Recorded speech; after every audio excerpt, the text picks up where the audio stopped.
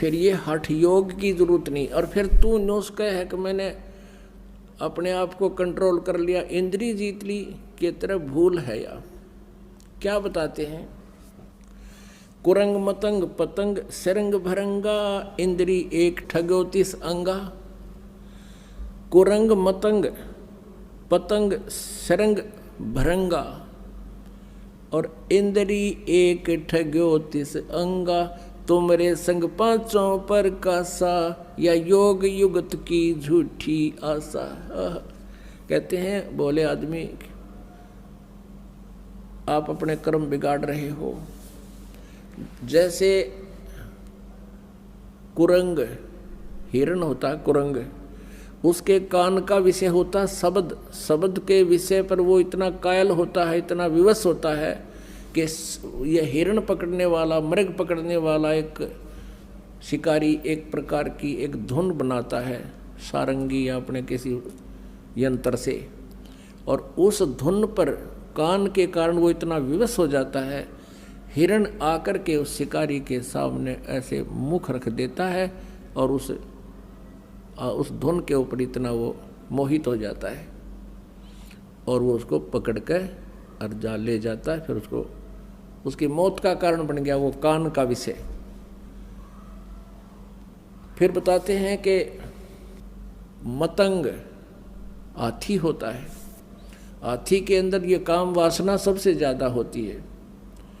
हाथी पकड़ने वाले क्या करते हैं, एक हथनी को ट्रेंड कर लेते हैं और एक गड्ढा बना लेते हैं, वहाँ काफ़ी लंबा खाई सी खोद देते हैं 5-7 फुट चौड़ी लंबी, और उसके ऊपर दोबारा उसको छात देते हैं बोदे बोदे लकड़ों की, उसके ऊपर मिट्टी डाल देते हैं, मिट्टी के ऊपर घास लगा देते हैं, ताज़ा घास पाड़ के उसके ऊपर लगा देते हैं, पानी पुनी छिड़क देते हैं, और हथनी को हाथियों के झुंड में छोड़ देते हैं।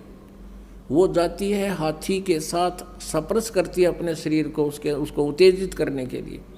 हाथी उत्तेजित होकर के 2-4 हाथी उसके पीछे चल पड़ते हैं, वो फिर भाग लेती है वापस उसी दिशा में जहाँ से उसको छोड़ा गया था। वो सीधा भागी आती है, पहले तो हाथी उसके पीछे पीछे भाग रहे होते हैं, फिर वो साइड काट के, कि उसको पता होता है कि यहाँ तूने नहीं आना, वो उस स्थान को छोड़कर जहाँ गड्ढा बना रखा होता था उसके साइड से काट के फिर हाथी उसकी तरफ भागते, तो फिर उसी तरफ काट के एकदम कट के फिर सीधी भाग लेती है। यानी उनको ऐसा ट्रेंड कर रखा है, वो एक बार ऐसे भागेगी वो स्वयं साइड पकड़ के आती है और फिर सीधी इधर भाग लेती है, तो हाथी फिर सीधे ही भागे आते हैं उसके पीछे और उस खाई में गद गद 3-4 कट्ठे पड़ जाते हैं, गिर जाते हैं और फिर सारी दिन चिंगाड़ मारते रहते हैं। और वो हाथी माल पकड़ने वाले ऊपर खड़े होकर के उनके लंबे लंबे भालों से उनके सिर में ठोकते रहते हैं। 2-3 दिन उनको आहार नहीं मिलता, तब वो समर्पित कर जाते हैं, निढाल हो जाते हैं, तब उनको पकड़ कर लाते हैं। अब क्या बताते हैं, कुरंग मतंग पतंग सरंग भरंगा, इंद्री एक ठगोतीस अंगा। फिर पतंग, अब वर्षा के दिनों में आप देखोगे लाइट के ऊपर पहले दीपक होते थे बगैर कवर के, और ये जीव जंतु पतंग उड़ कर सीधे उस दीपक के ऊपर गिर जाते हैं और जल के मर जाते हैं। उनके बस की बात नहीं, वो इतने विवश हैं उस रूप के ऊपर, वो बहुत आसक्त है, वो मर जाते हैं, हटते नहीं। फिर बताते हैं कि जैसे सरंग कहे मछली ने, अब मछली पकड़ने वाला क्या करता है, एक लोहे के एक तार का कांटा बनाता है और उस कांटे में एक मांस का टुकड़ा टांग देता है और उस हुक के उस कांटे के रस्सी बांध के और जल में डाल देता है, और मछली खाने के लिए एकदम ऐसा मारती है उस पर डंक, ऐसे उसको पकड़ लेती है और वो झटका देता है, मांस खाना चाहती है, वो कांटा उसके गले में अंदर घुस जाता है और उसको पकड़ के बाहर पटक देता है। उसकी मृत्यु का कारण बना उसका जीभ का स्वाद है। फिर बताते हैं भरंगा, भौरे को कहते हैं, भंवर को। भौरा क्या करता है, फूल के ऊपर जाके बैठ जाता है, और शाम के समय उठता नहीं, क्योंकि उसको बड़ा आनंद आ रहा होता है। नासिका इंद्री उसकी बहुत उस पर प्रभावित है और सुगंध को वो छोड़ता नहीं।